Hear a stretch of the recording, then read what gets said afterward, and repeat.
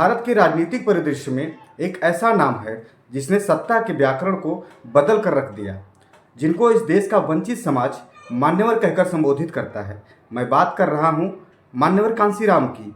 वह व्यक्ति जिसने दलित समुदाय को कांग्रेस की परछाई से बाहर एक राजनीतिक आवाज़ दी, जिसने बहुजन समाज पार्टी को ब्राह्मणवादी वर्चस्व के खिलाफ एक वैचारिक किले के रूप में खड़ा किया। आज उनकी मृत्यु के दशकों बाद एक अजीब दृश्य देखने को मिल रहा है। जिन पार्टियों का कांसीराम ने जीवन भर विरोध किया, वही अब उनकी प्रतिमाओं पर माला चढ़ा रहे हैं, उनके लिए भारत रत्न की मांग कर रहे हैं, केवल वोटों को साधने के लिए उनके नाम का इस्तेमाल कर रहे हैं। लेकिन क्या यह सच्ची श्रद्धांजलि है या पॉलिटिक्स ऑफ एप्रोप्रिएशन या एक सुविचारित राजनीतिक अधिग्रहण है? सबल्टन लाइव्स में आपका स्वागत है। आज हम मान्यवर कांसीराम के राजनीतिक सफ़र को समझेंगे, देखेंगे कि 2026 में उनकी विरासत को कैसे हथियार बनाया जा रहा है और उन ऐतिहासिक पलों को उजागर करेंगे जब इन्हीं पार्टियों ने उनका अपमान किया और जिसे ये आज जुटलाने की कोशिश कर रहे हैं।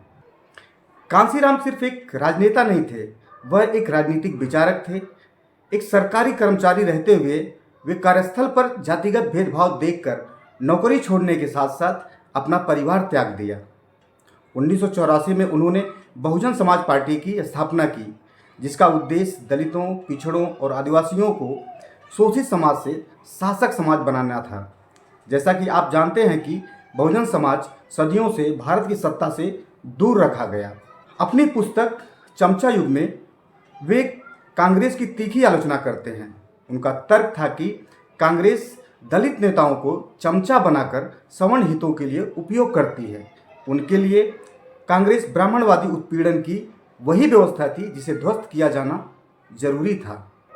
1990 के दशक तक मान्यवर कांसीराम ने एक मजबूत राजनीतिक ताकत खड़ी कर ली थी।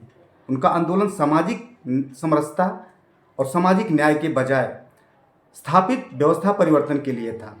आगे हम देखेंगे अब उन्हीं पार्टियों द्वारा सावधानी से उनको अपने पाले में खींचने के लिए तरह तरह के प्रयास किए जा रहे हैं, जिनके खिलाफ वह जिंदगी भर संघर्ष करते रहे। अब आते हैं मार्च 2026 में लखनऊ में समाजवादी पार्टी द्वारा आयोजित एक सम्मेलन को संबोधित करते हुए राहुल गांधी जी एक चौंकाने वाला बयान देते हैं। कहते हैं, अगर जवाहरलाल नेहरू आज जीवित होते तो कांसीराम कांग्रेस के मुख्यमंत्री होते। यह बयान राजनीतिक रूप से बहुत महत्वपूर्ण है। यह बयान मान्यवर कांसीराम को कांग्रेस के दायरे में खींचने की कोशिश करता है। यह इस तथ्य को मिटाने का प्रयास है कि मान्यवर कांसीराम ने बीएसपी का गठन ही इसलिए किया था ताकि कांग्रेस के वर्चस्व को चुनौती दी जा सके। यह बयान कांग्रेस के उस बहुजन विरोधी मानसिकता पर भी पर्दा डालना चाहता है। मान्यवर कांसीराम का निधन हुआ, केंद्र सरकार ने औपचारिक रूप से शोक दिवस तक घोषित नहीं किया। वहीं समाजवादी पार्टी अखिलेश यादव जी के नेतृत्व में कम सक्रिय नहीं है। 2023 में अखिलेश यादव जी ने मान्यवर कांसीराम की प्रतिमा का अनावरण किया। 2026 में उनकी पार्टी ने घोषणा की कि वे कांसीराम जयंती को पीडीए दिवस के रूप में मनाएंगे। अखिलेश जी के अनुसार यह गठजोड़ शोषण के खिलाफ साझा चेतना से पैदा हुआ है। अभी कुछ ही दिन पहले 15 मार्च 2026 को अखिलेश यादव जी ने मांग की कि केंद्र सरकार कांसीराम जी को भारत रत्न से सम्मानित करे। वहीं बहन मायावती जी ने प्रतिक्रिया देते हुए इसे एक नया अवसरवादी राजनीतिक फैशन बताया, जिसका उद्देश्य 2027 के यूपी चुनावों से पहले दलित मतदाताओं को गुमराह करना है और यह समझने के लिए कि मायावती जी की यह आलोचना में दम है या नहीं है। हमें उस इतिहास को फिर से देखना होगा जिसे राहुल गांधी जी और अखिलेश यादव जी आज दफनाने की कोशिश कर रहे हैं। जब 2006 में साहेब कांसीराम का निधन हुआ, तब इन पार्टियों का असली चेहरा सामने आता है। ना तो कांग्रेस के नेतृत्व वाली केंद्र सरकार की यूपीए सरकार और ना ही उत्तर प्रदेश की समाजवादी पार्टी की सरकार ने औपचारिक शोक घोषित किया। एक व्यक्ति जिसने भारतीय राजनीति को नया आकार दिया था, उसके लिए यह चुप्पी इनकी नीयत को उजागर करती है। लेकिन अपमान उनकी मृत्यु के साथ समाप्त नहीं हुआ। समाजवादी पार्टी के कार्यकाल में उन्होंने कांसीराम नगर जिले का नाम बदलकर कासगंज कर दिया। उन्होंने लखनऊ स्थित कांसीराम उर्दू फारसी अरबी विश्वविद्यालय का भी नाम बदल दिया। ये प्रशासनिक निर्णय नहीं था, बल्कि बहुजन विरोधी मानसिकता का जीता जागता उदाहरण है। याद रहे साथियों, आज तक रिजर्वेशन इन प्रमोशन की बिल फड़वाने वाले माफ़ी तक नहीं मांगे हैं। इसके साथ साथ यह घटना जिसे बहुजन समाज कभी भुला नहीं सकता। 1995 में जब बहन मायावती सपा बसपा गठबंधन में मुख्यमंत्री थी, उन पर और बसपा के कई नेताओं पर लखनऊ के राजकीय गेस्ट हाउस में हमला हुआ। उस समय मुख्यमंत्री मुलायम सिंह यादव जी थे। बहन जी ने हमेशा से यह कहती रही हैं कि सपा नेताओं द्वारा उनकी हत्या की साजिश थी। यह घटना, जिसे अक्सर गेस्ट हाउस कांड कहा जाता है, दलित बहुजन राजनीति के इतिहास में एक दाग है और यह उस गहरी शत्रुता को दिखाती है जो कभी सपा और बसपा के बीच थी। इतना ही नहीं, अखिलेश यादव जी पर दलित बहुजन समाज से आने वाले महापुरुषों के प्रतीकों पर अपमान करने का आरोप लगता है।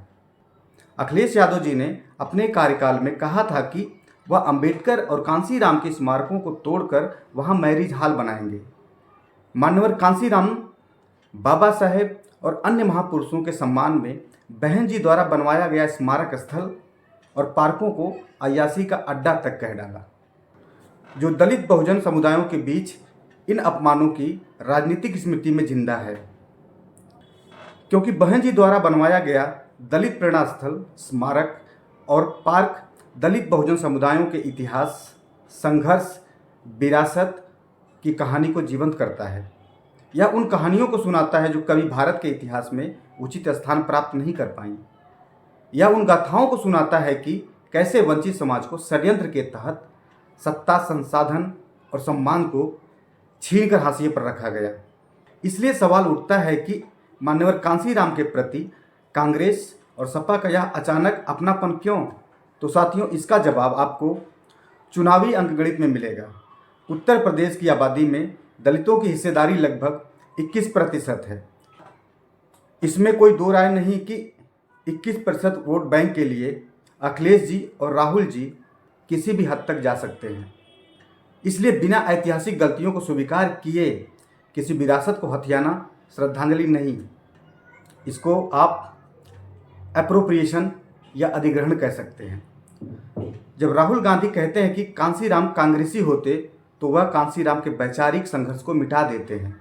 जब अखिलेश यादव जी उस जिले का नाम बदलने के बाद कांसीराम की प्रतिमा पर माला चढ़ाते हैं, जिसका नाम उन्होंने ही बदला था, तो वह दलित बहुजन मतदाताओं से कहते हैं, भूल जाओ उन ऐतिहासिक गोलमाल को।